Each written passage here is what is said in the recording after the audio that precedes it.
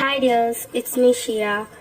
ഇന്ന് ഞാൻ ഉണ്ടാക്കാൻ പോകുന്നത് ghee rice, dried fried chicken, beef curry. കറിക്ക് പോട്ട് ചൂടാക്കാൻ വെച്ചിട്ടുണ്ട്. ഇന്ന് ഞാൻ ബീഫ് കറിയാണ് ഉണ്ടാക്കാൻ പോകുന്നത്. പക്ഷെ ബീഫ് വെച്ചിട്ടല്ല, ബീഫിൻ്റെ സ്റ്റോക്ക് വെച്ചിട്ടാണ്. പോട്ട് ചൂടായി, അതിലേക്ക് എണ്ണ ഒഴിച്ച് ഉള്ളി ഇട്ടു.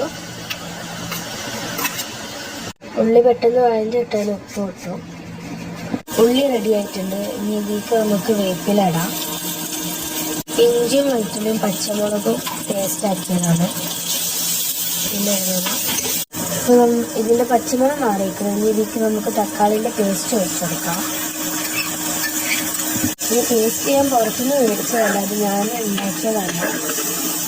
ഇതിലേക്ക് ഇനി 2 ബീഫിൻ്റെ ക്യൂബ് ഇടുന്നുണ്ട്. പിന്നെ സ്പൈസസ് ആഡ് ചെയ്യാൻ പോവാണ്.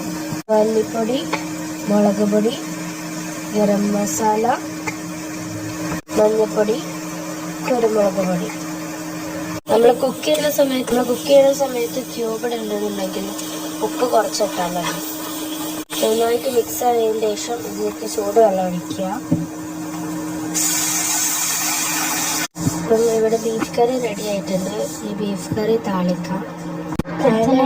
പാൻ ചൂടായിട്ടുള്ള ഇതിലേക്ക് വെളിച്ചെണ്ണ ഒഴിക്കാം. ചൂടായ എണ്ണയ്ക്ക് ഉലുവ ഇടണം. ആദ്യം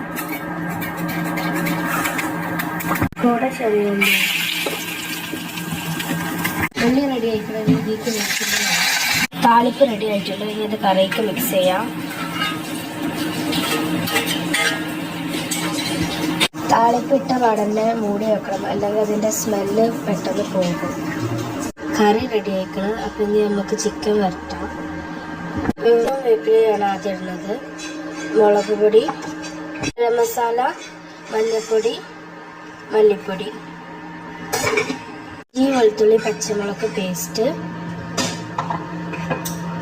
ടൊമാറ്റോ പേസ്റ്റ്, കുറച്ച് വെളിച്ചെണ്ണ, കുറച്ച് പച്ച വെള്ളം ഒഴിച്ചിട്ട് അത് ഫുള്ള് മിക്സ് ചെയ്യാം.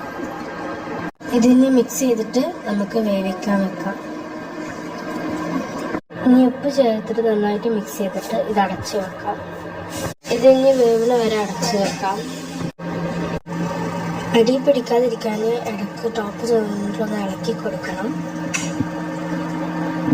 ഇത് റെഡി ആയിക്കണം. അപ്പം ഒന്ന് ഇളക്കി കൊടുത്തിട്ട് വെള്ളം ഉണ്ടെന്നുണ്ടെങ്കിൽ ഇത് തുറന്ന് വെക്കാം.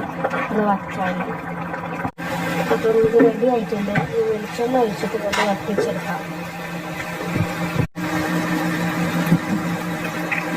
കുറച്ച് വേപ്പിലയും മേലെ കൊടുക്കാം. നല്ല ഡ്രൈ ആയി വന്നിട്ടുണ്ട്. ഇതിൻ്റെ മേലെ കുറച്ച് മല്ലിച്ചപ്പിടാം.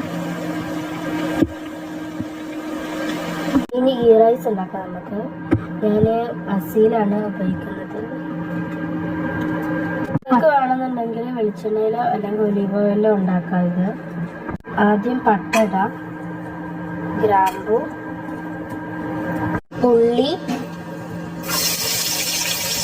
ഞാൻ 3 ഗ്ലാസ് അരിയാണ് എടുത്തിട്ടുള്ളത്. അതേ ഗ്ലാസ്സിന് 6 ഗ്ലാസ് വെള്ളം ചൂടാക്കിയിട്ടുണ്ട്.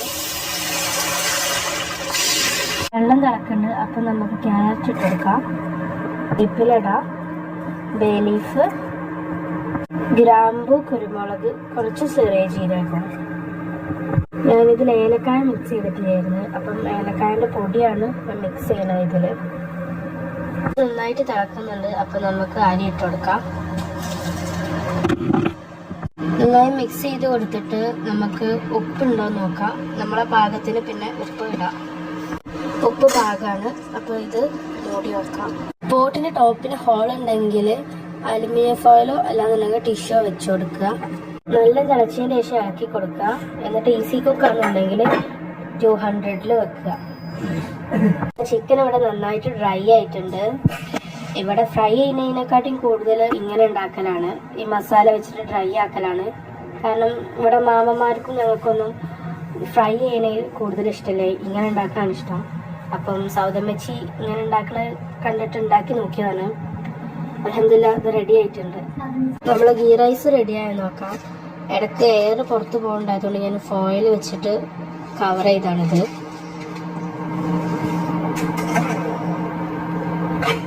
റൈസ് ഇവിടെ റെഡി ആയിട്ടുണ്ട്. ഇനി മേലെ കുറച്ച് ആർക്കേജും കൂടി ഒഴിച്ചു കഴിഞ്ഞാൽ റെഡിയായി.